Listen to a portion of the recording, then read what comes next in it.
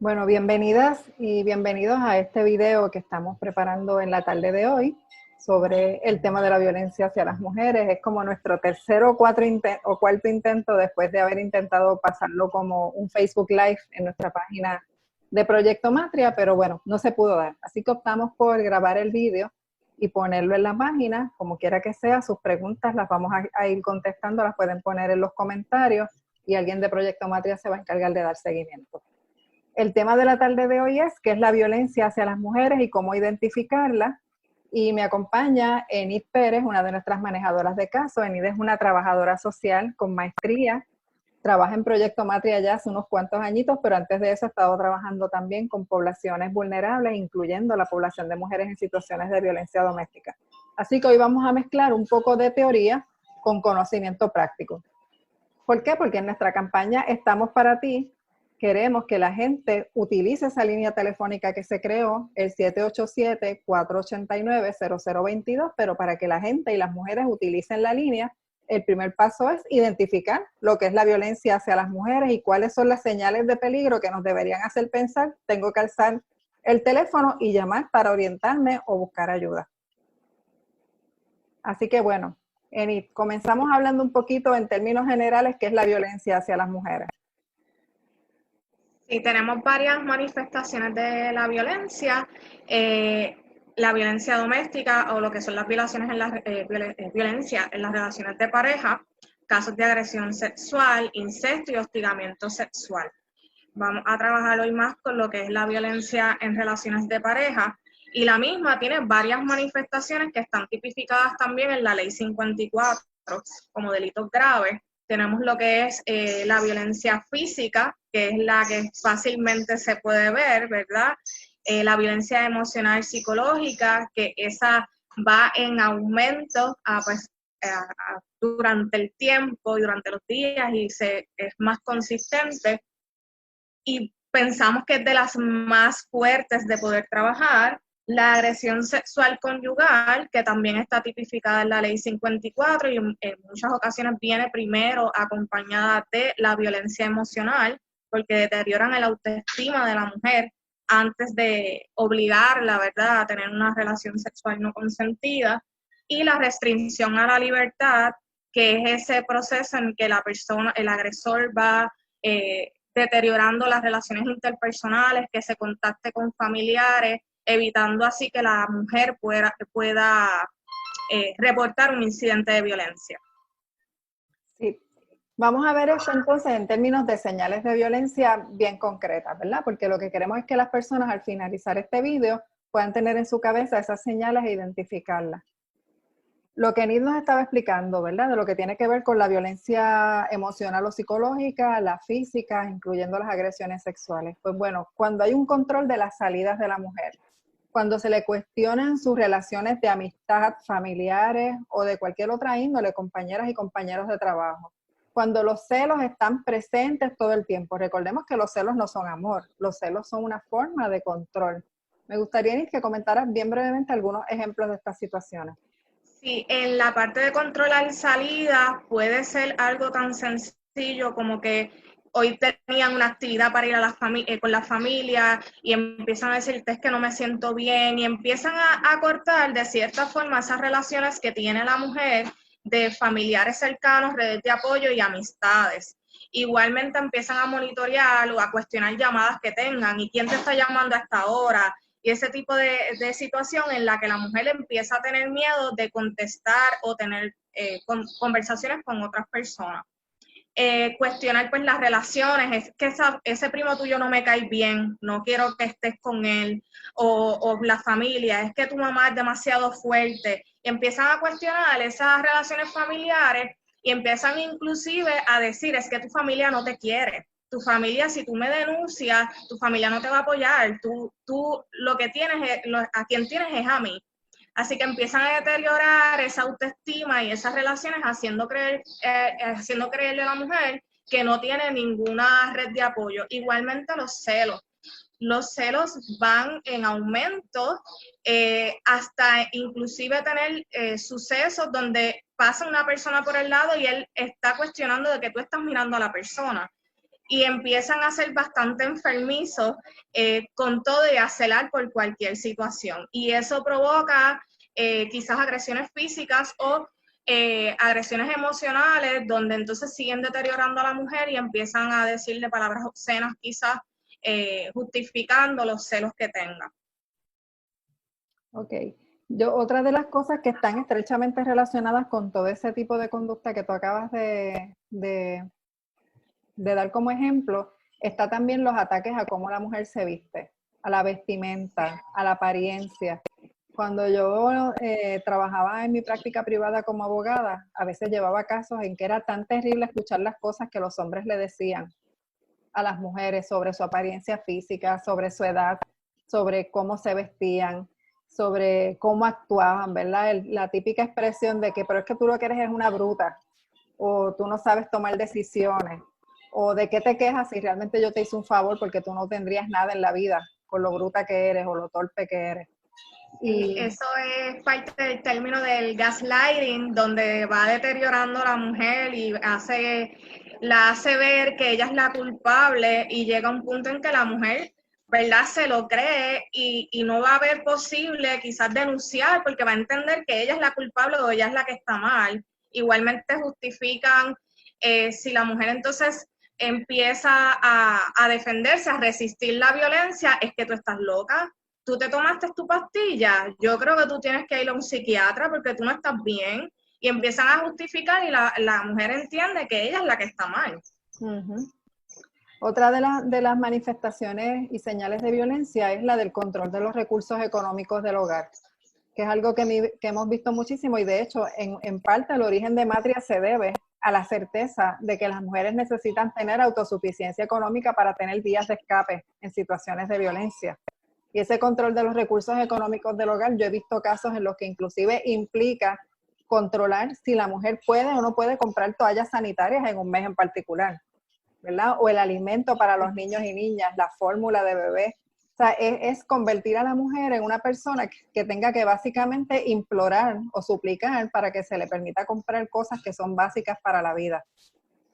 O igualmente no la dejan salir o la acompañan a comprar lo necesario, no sale sola. Así que ese tipo de manifestación se da también en la parte económica, que es una parte que aunque no parezca, está en control. Igual sucede cuando rompen la relación, donde hay una pensión alimenticia establecida y empiezan a, si no me dices dónde estás, yo te voy a dejar de pasar la pensión. Este tipo de manifestación es parte del control del recurso económico, aunque la mujer ya no esté en la relación. Otra de las cosas que son señales de violencia es esa visión rígida sobre los roles que cada persona debe tener dentro del hogar. Que a veces la gente hace chistes sobre eso, ¿verdad? Y dice, pues la mujer es de la cocina, coja para la cocina, o a llorar para maternidad, ese tipo de chistes que se hacen, ¿verdad? Realmente lo que hacen es reforzar los roles tradicionales de mujeres y hombres, pero también es una manifestación de violencia cuando se utiliza esa rigidez a la hora de imponer cosas particulares en la vida de las mujeres. Voy a pedir disculpas de antemano porque tengo en la barriada un ruido externo del municipio, así que unos breves segunditos en lo que pasa.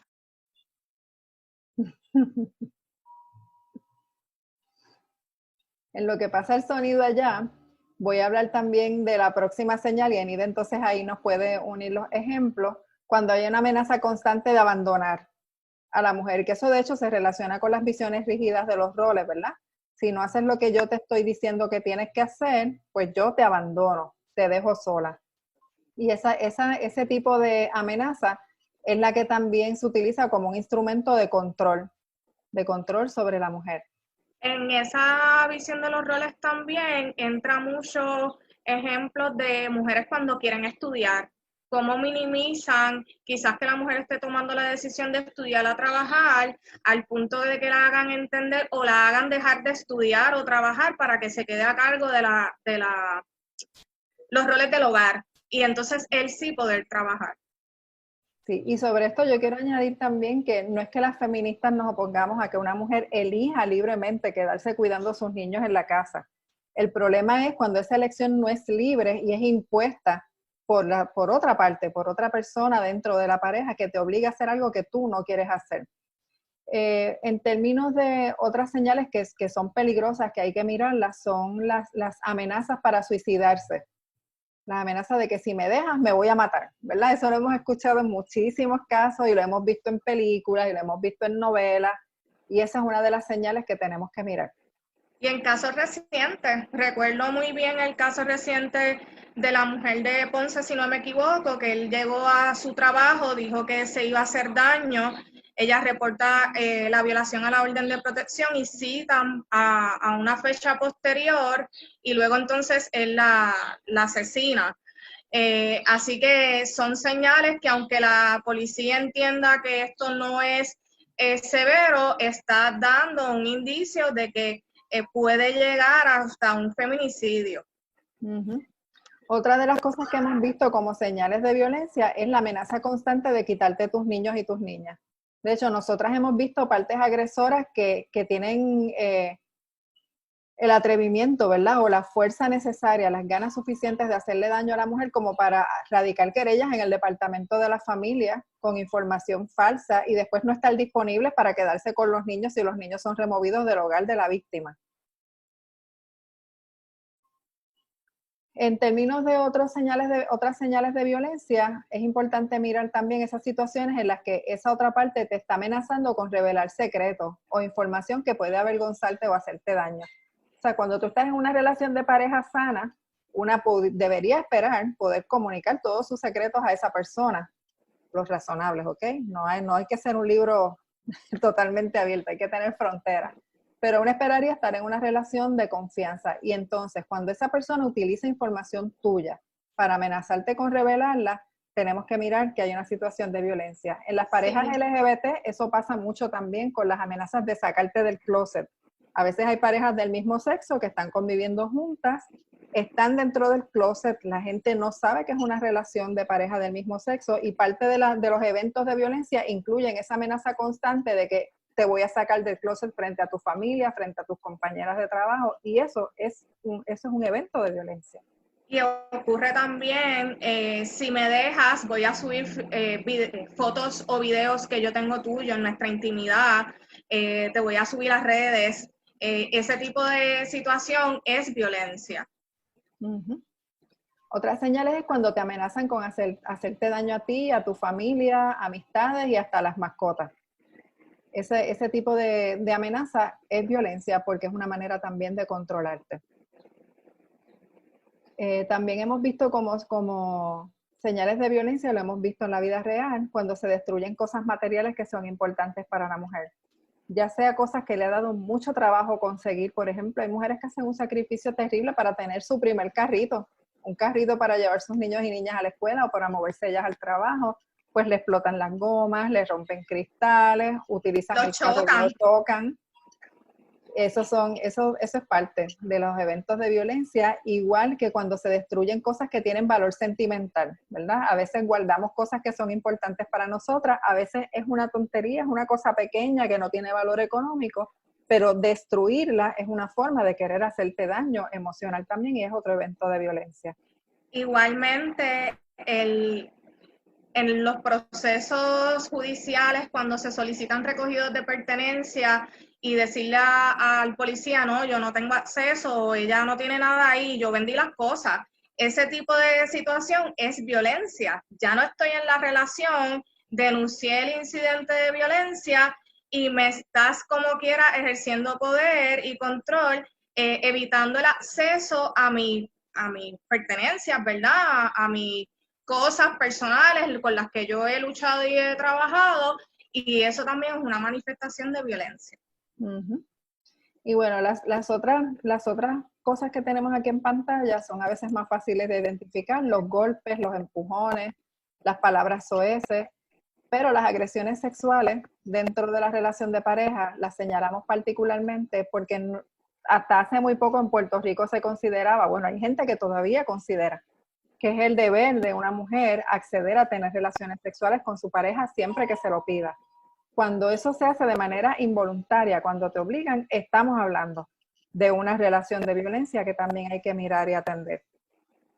Sí, cuando yo mencioné que viene también acompañada de la manifestación de violencia emocional, es porque en muchas ocasiones se utiliza ejemplos como, pues si no quieres tener relaciones conmigo es porque tú estás con otra persona, algo estás haciendo que no quieres estar conmigo, y empieza este patrón de maltrato emocional donde debilita a la mujer, y la mujer posiblemente por no escuchar más el agresor termine accediendo a la relación sexual, pero no necesariamente ella quiere tenerla. Así que este tipo de manifestación se puede dar en muchas instancias, y la mujer quizás entender que no hay una agresión sexual conyugal, cuando sí se ha estado, ¿verdad? Trabajando en muchas ocasiones cuando se reportan los incidentes que trabajamos a nivel psicosocial, vemos el patrón y entonces hacemos y podemos entender que no había ocurrido quizás una sola vez de la que se reportó, habían ocurrido varias veces. Así que es importante recalcar que la agresión sexual conyugal está tipificada en la ley 54, es un delito grave. Sí.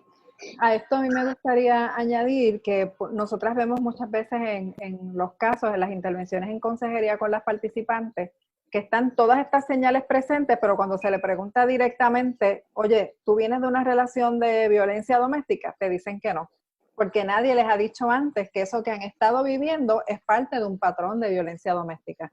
Por eso la importancia de tener este tipo de información a la mano y analizarla tanto en nuestra propia vida como cuando alguna amiga o alguna compañera, alguna prima, hermana, nos habla de lo que está pasando en su vida y en su relación de pareja. Aprender a identificar y a entender que si pasa una de estas 16 cosas en su vida, de estas cosas que hemos hablado hoy, usted está con toda probabilidad en una relación de violencia doméstica o violencia en relación de pareja.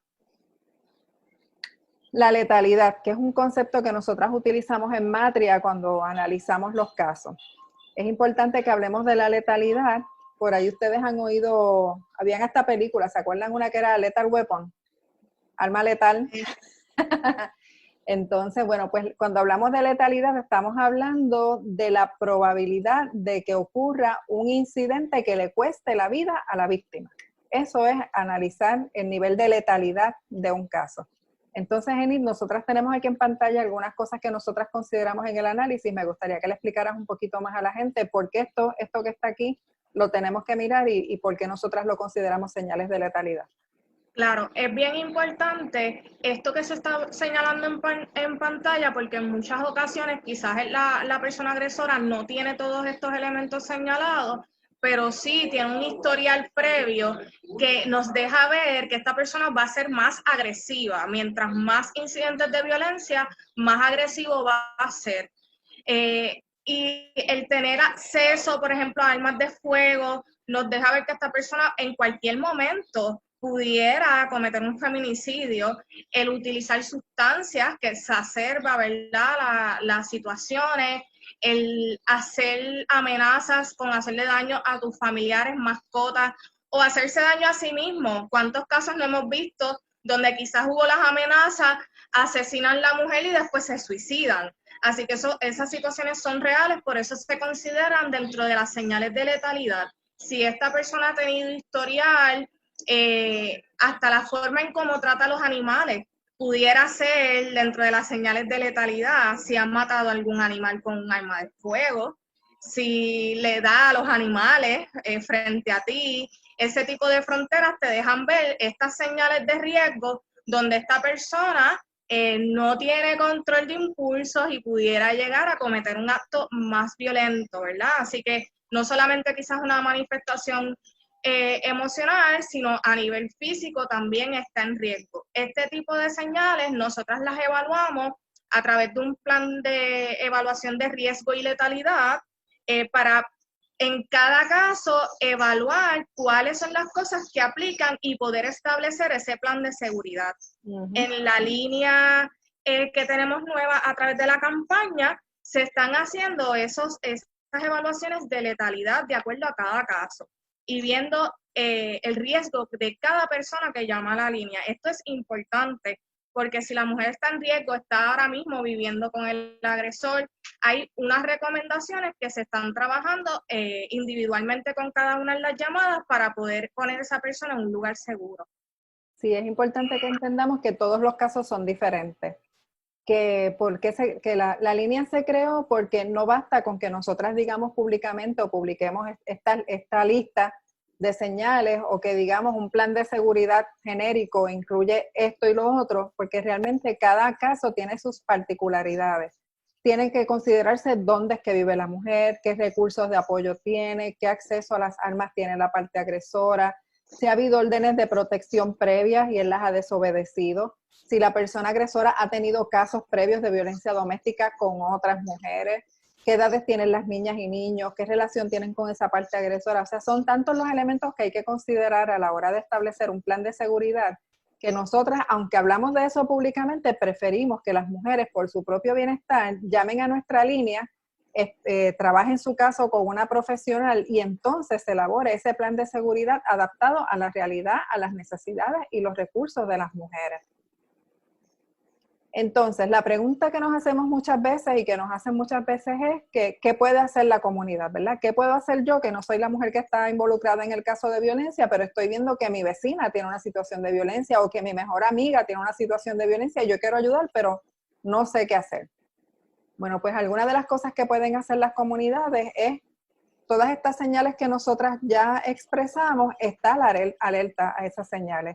Tener a la mano los números de emergencia y el número de nuestra línea telefónica, el 489-0022, y dejarle saber a la mujer que están listas para apoyar. A veces somos testigos de la violencia, pero no le expresamos a la mujer, ¿verdad? Tememos decirle, mira, me doy cuenta que estás en una situación de violencia y guardamos silencio.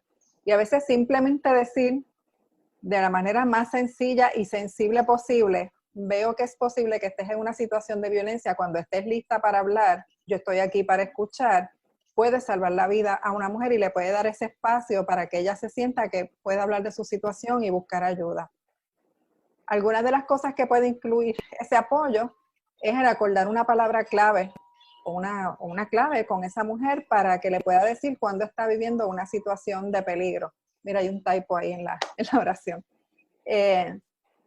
Cuando hablamos de palabras clave, ¿y por qué utilizar una palabra clave? Bueno, porque, por ejemplo, ahora mismo en la cuarentena, es posible que tengamos esa amiga o esa parienta a la que queremos ayudar viviendo 24 horas con la parte agresora y que cada vez que usted la vea está con la parte agresora parada al lado, controlando lo que se habla y la conversación. Pero si usted tiene un espacio para establecer esa palabra clave, muy probablemente esa palabra clave en un momento dado le puede decir, es la señal para que usted sepa que hay que llamar a la policía, que hay que hacer la llamada a alguna organización o que hay que encontrarse con ella en algún punto geográfico para trasladarla a un sitio seguro. ¿Okay?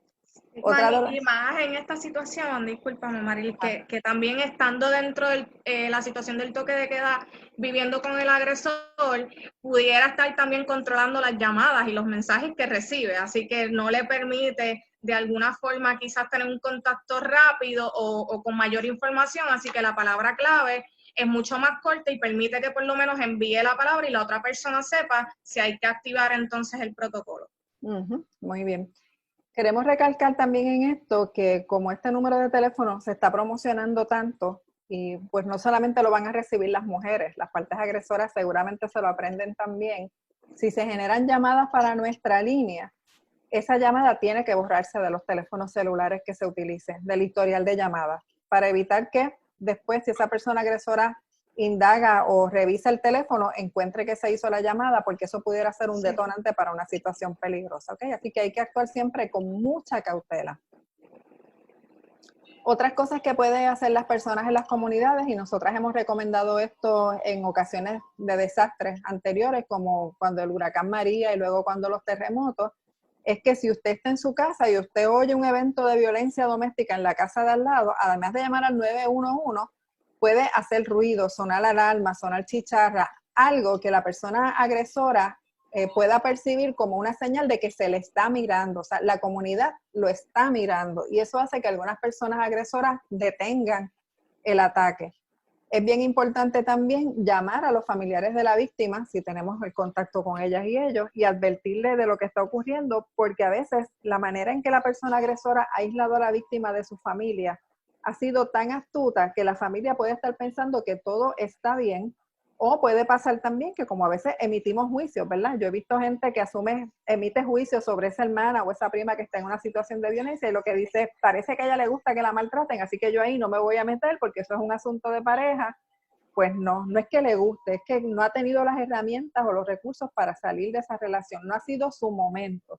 Pero usted como comunidad, si se da cuenta de que existe esa situación y conoce a alguien cercano a la mujer, déjele saber, también de manera sensible, ¿verdad? Porque es importante por lo menos tener nuestras conciencias tranquilas y saber que hicimos todo lo que podíamos hacer para que esa mujer no sea finalmente asesinada y que no nos pase como pasa en las noticias, que hay un asesinato o a veces una masacre porque asesinan a la mujer, asesinan a los hijos, se suicidan y después todos los vecinos y vecinas dicen, sí, había algo raro ahí, pero nadie hizo nada antes para advertirlo ni para prevenir la situación.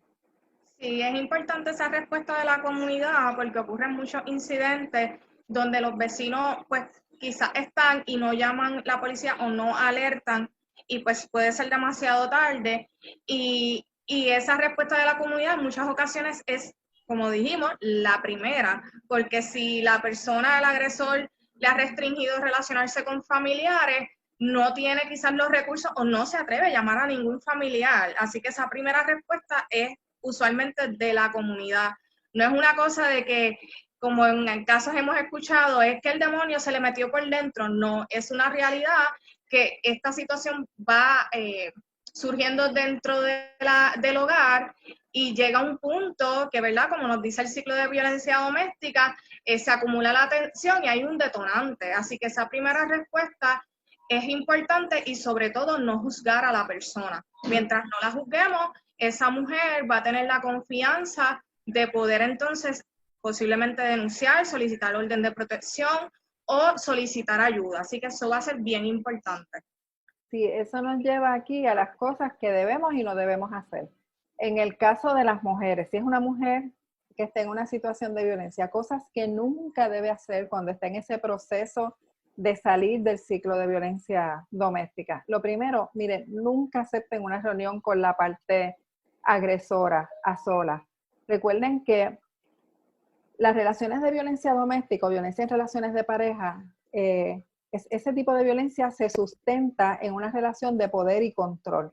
La parte agresora quiere tener bajo control el 100% del tiempo lo que pasa con la vida de esa mujer, con el cuerpo de esa mujer, con los sentimientos, con los pensamientos de esa mujer. Y en el momento en que esa mujer comienza a romper esa relación de control, es cuando más peligrosa es la parte agresora para ella. ¿Por qué? Porque se activa el pensamiento este que a nosotras nos parece de caricatura, pero que existe todavía en la mente de muchos hombres, de que si no eres mía, no serás de nadie. Entonces, ese pensamiento, aunque no se verbalice, está ahí. Y ese momento de ruptura es un momento entonces de mucho peligro para las mujeres. Así que si usted se está separando, si usted sabe que está en una relación de violencia doméstica y esa parte agresora le dice, vamos a hablar una última vez, quiero clarificar las cosas o quiero que me des un chance, pues mire, eso es un no, no, no gigante, porque en ese encuentro la pueden asesinar y de hecho conocemos casos en que eso es lo que ha pasado. Se han encontrado para hablar y la mujer ha terminado secuestrada y asesinada o asesinada, punto.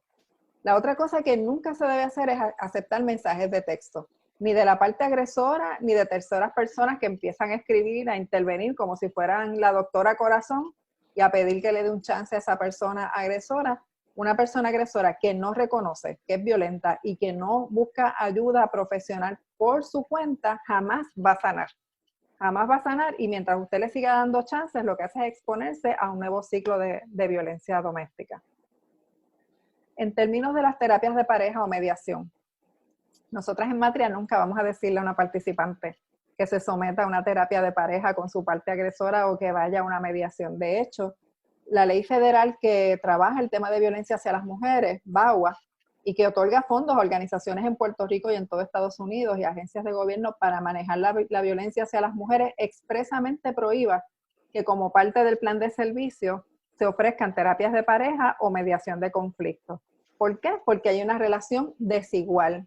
Hay una relación nuevamente en que una parte está ejerciendo control sobre la otra. Así que imagínese, si usted está muerta del miedo de todo lo que le puede hacer esa persona agresora cuando usted regrese a la casa, se va a sentar en una terapia de pareja a decir las cosas que le molestan o que le preocupan o los eventos violentos que ha tenido con esa parte agresora. No lo va a hacer, así que eso es una pérdida de tiempo que al contrario, lo que puede hacer es exacerbar la violencia hacia las mujeres.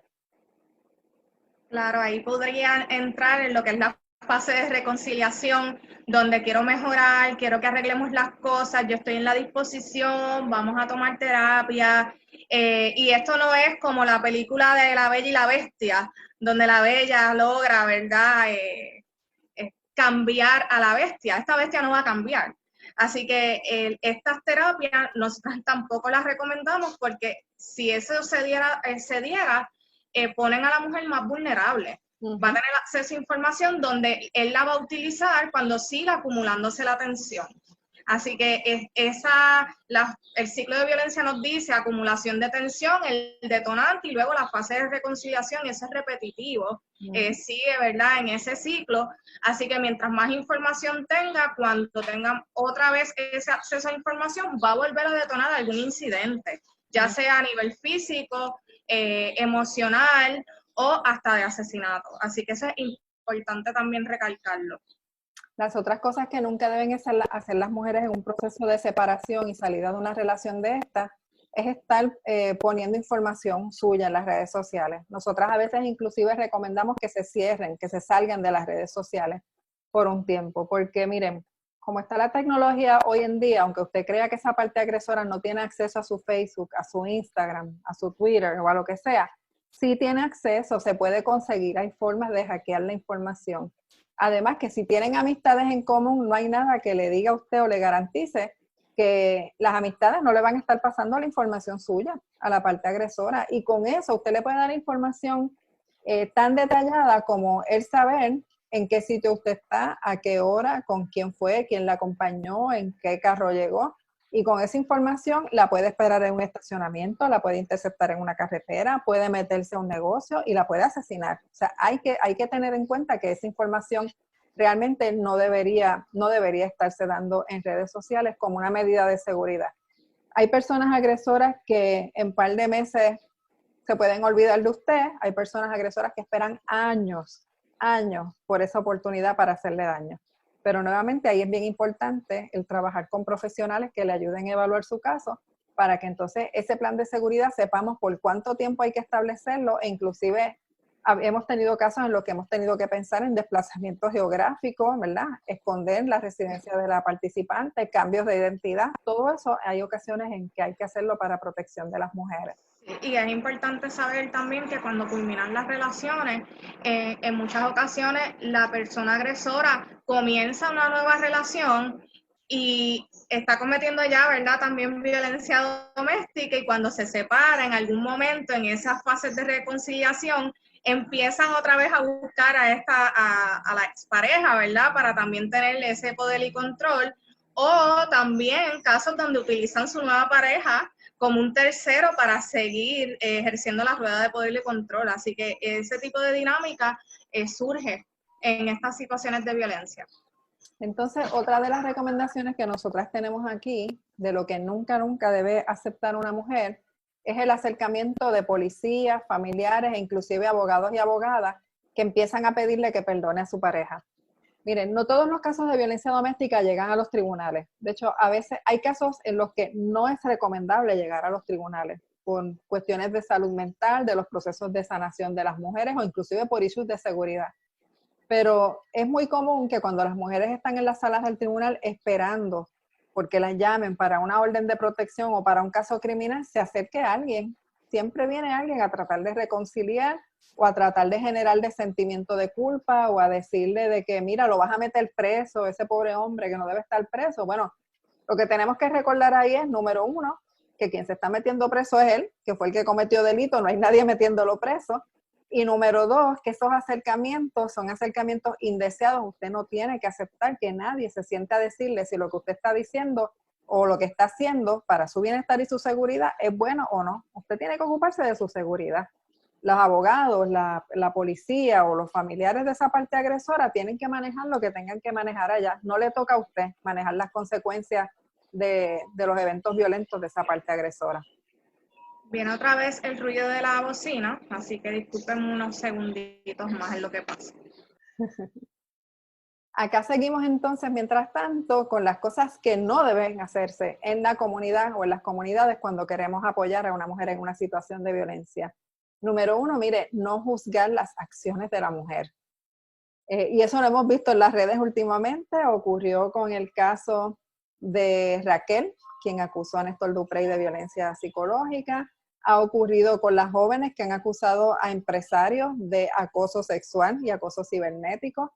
Entonces, ese juicio hacia las mujeres realmente es algo que atenta contra todo lo que significaría vivir en una sociedad equitativa en la que se respeta la vida y la integridad de las mujeres. Las mujeres no son las culpables, ellas no son las que toman la decisión de agredir sexualmente a otra persona, no son las que toman la decisión de golpear, apuñalar, dispararle a otra persona. Esa decisión la toma la parte agresora.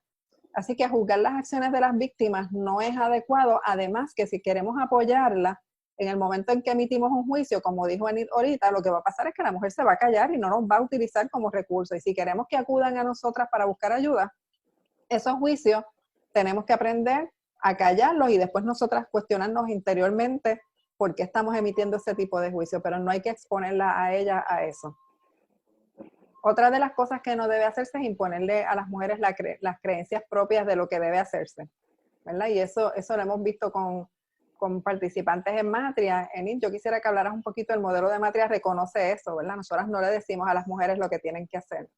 Sí, parte de nuestro proceso de apoderamiento precisamente es nosotras ser ese personal de apoyo donde las acompañamos. En ningún momento nosotras tomamos las decisiones por ellas en cuanto a quizás posible erradicación de cargos, solicitar órdenes de protección. Lo que hacemos es acompañarlas en el proceso. Las fortalecemos, si ellas están preparadas para hacer el proceso, pues las acompañamos. Estamos ahí con ellas, hay que canalizar otros servicios y otras ayudas, pues también lo trabajamos, depende de, ¿verdad?, de cada caso, pero siempre es importante reconocer la autonomía de esa persona, sin imponer nuestras creencias. Yo puedo a lo mejor pensar que, o puedo entender, según el plan de letalidad, que esta persona, ¿verdad?, necesita quizás una orden de protección, pues canalizar albergue de emergencia, pero si ella en el momento no está preparada, yo tengo que entonces trabajar con un relevo, orientarla de todas las alternativas que ella tiene para cuando ella esté preparada y vaya a tomar su decisión, tenga toda la información concreta y sepa entonces dónde va a buscar ayuda. Uh-huh. Y entonces las otras recomendaciones que tenemos aquí de lo que no se debe hacer, bueno, pues ya las hemos dicho más o menos anteriormente en esta misma grabación. Por ejemplo, nunca se debe violentar la confidencialidad de lo que ellas le digan. O sea, usted no le va a contar a su vecina, a su prima o a otra persona, mira, fulanita me dijo que le había pasado esto con menganito. No, eso no se hace. Porque usted no sabe si esa información va a llegar a oídos de la parte agresora y puede provocar un incidente violento mayor. Va a perder la confianza de esa mujer que se acercó a usted y le explicó cómo era que se estaba sintiendo y lo que estaba viviendo, y entonces ahí le está cortando la posibilidad de ayuda en el futuro y de salir de esa situación de violencia. Tampoco debemos nunca servir de intermediarios o de intermediarias. No nos toca ser aquí quienes reconcilien a una parte agresora con una víctima. Y tampoco estar llevando mensajes de aquí para allá. Ni siquiera cuando la propia mujer le pida que le lleve un mensaje a la parte agresora. Eso no es algo que se debe hacer. Y es importante que si es la mujer quien nos pide que sirvamos de intermediarios, nos preguntemos si realmente es necesaria esa mediación. Las únicas situaciones en que eso pudiera ser necesario, bueno, cuando a veces se establecen relaciones paterno-filiales entre esa parte agresora y los niños de la mujer que está sufriendo la violencia, que definitivamente no se debe permitir que la parte agresora vaya a la casa a recoger los niños, ni ella vaya a la casa de la parte agresora a llevarlos, y entonces ahí a veces necesitamos sí apoyo familiar o de terceras personas para que esos niños y niñas puedan ver a su padre, ¿verdad? O a su madre, si la parte agresora fuera una mujer u otra mujer.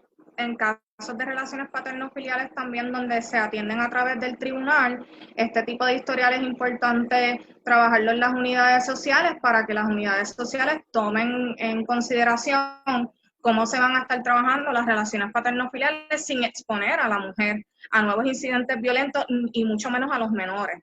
Porque en casos ocurren, ¿verdad?, donde se utilizan las relaciones paterno-filiales para entonces poder continuar el patrón de violencia. Así que eso es importante, si es a través del tribunal y de unidad social, dejarlo saber para que eso se pueda atender y evaluar en cada caso, porque cada caso es individual y las manifestaciones son distintas.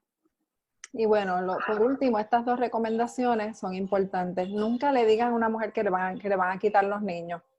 Si no hace X o Y cosa que usted entiende que ella debe hacer para salir de la relación de violencia doméstica. Las mujeres saben proteger a sus niñas y niños.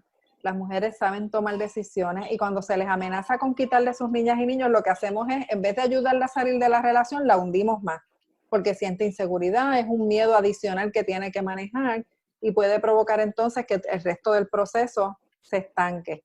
Y bueno, lo último, nunca decirle a una mujer que ya se buscó lo que le pasó, ¿verdad? Y a veces en ese sentido, las personas alrededor de las mujeres pueden ser tan agresoras como la parte agresora, porque yo he visto expresiones de que, bueno, eso te pasó por bruta, eso te pasó porque no supiste escoger a tu pareja. De hecho, cuando la gobernadora era procuradora de las mujeres, eso era lo que ella decía, que las mujeres tenían que aprender a escoger su pareja, que la contraparte de eso es, bueno, que se lo buscaron. Pues no, las mujeres no se lo buscan, porque cuando tú te enamoras de una persona, es casi una lotería el hecho de que te vayas a encontrar una persona buena o una agresora, porque al principio las personas agresoras no van a mostrar su violencia, no van a mostrar su agresividad, se camuflajean. Y si a eso le unes que en la fase de enamoramiento es muy difícil que tú veas los defectos de la otra persona, pues probablemente nos vamos a enganchar con una persona agresora, aunque seamos mujeres inteligentes, aunque seamos mujeres con educación, aunque tengamos recursos económicos o vivamos en pobreza. Las clases sociales, económicas o nivel educativo no salvan a ninguna mujer de una relación de violencia y nunca es culpa de ellas. Así que ellas no se lo buscaron.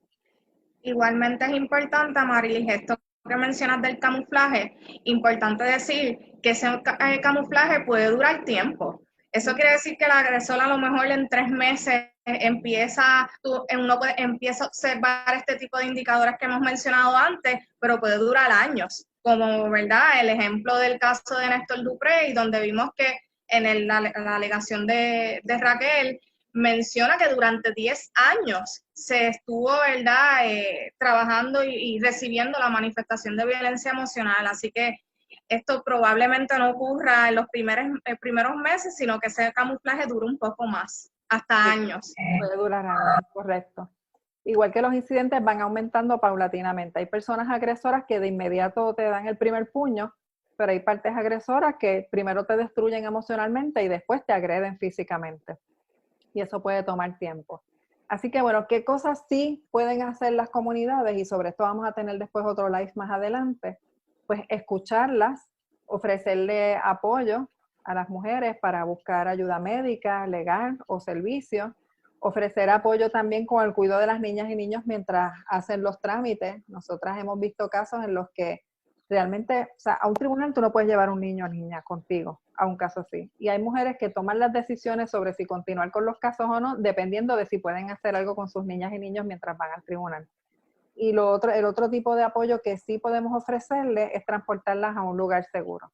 ¿Recuerdan que ahorita hablamos de tener una palabra clave, de pensar en algo que nos permita identificar que ella necesita salir de esa casa en un momento determinado? Pues este tipo de transporte puede ser el importante, el que le ayude a salir de la situación de violencia.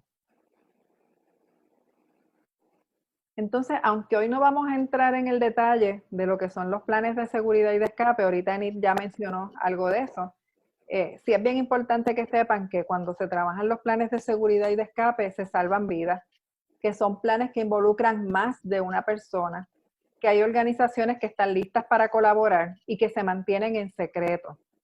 De hecho, una orden de protección solita, sin ningún plan de seguridad o de escape, no es un escudo antibalas. Por eso vemos que a veces hay mujeres que son asesinadas a pesar de tener una orden de protección. Y este otro tipo de apoyo, el de plan de seguridad y escape, es algo que es lo que garantiza que esa orden de protección sirva para algo, ¿verdad? Y es algo que no todo el mundo puede elaborar por sí misma, y por eso la invitación es a que se llame a la línea nuestra de emergencia para que el personal de Casa Protegida Julia de Burgos, Hogar Ruth, Casa de la Bondad, Hogar Nueva Mujer, la Oficina de la Mujer en Cagua, puedan atender esa llamada, evaluar su situación, evaluar el nivel de letalidad y elaborar un plan de seguridad y de escape que le permita salvar su vida. Este plan de seguridad también incluye muchas veces, si estoy en la casa del agresor, cómo voy a salir de la casa del agresor, ya sea para ir al lugar seguro o para hacer la denuncia o no hacer la denuncia.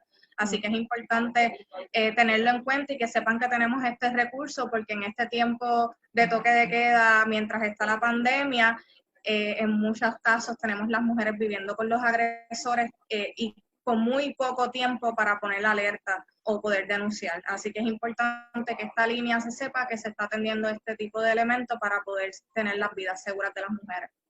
Muy bien. Pues y ya con esto llegamos al final de la grabación. Esperamos que la información haya sido de utilidad. La invitación sigue siendo a que estén pendientes de la página de Matria en redes sociales, porque vamos a estar brindando información adicional. Va a haber otras transmisiones detallando un poco más la información sobre los temas que tocamos hoy, y sobre todo que tengan presente el número de teléfono, el 787-489-0022, como una línea de ayuda que salvará vidas. Nosotras estamos convencidas de que va a salvar muchas vidas. Enid, si quieres decir algo más antes del cierre. Yo de verdad estoy agradecido de tener este espacio. Toda la información que vamos a estar compartiendo va a ser vital, importante para poder atender estos casos, sobre todo en esta situación de país y mundial, donde hay mucha incertidumbre y donde el gobierno, ¿verdad?, no ha tomado las decisiones correctas para poder salvar la vida de las mujeres. Todavía a la fecha de hoy no tenemos un estado de emergencia declarado.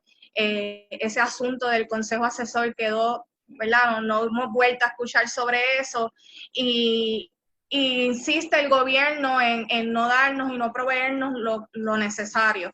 Así que las organizaciones, siempre demostrando esta red solidaria, estamos trabajando en colaboración para que las mujeres tengan un recurso adicional y sientan la seguridad de que se les va a validar y de que se les va a trabajar su caso de manera individual, confidencial y salvando sus vidas. Eso es así. Pues bueno, gracias por escuchar, gracias por sintonizar y hasta la próxima. Esperemos que la próxima vez pueda hacer un live y no tengamos que grabar. Sí. Hasta luego.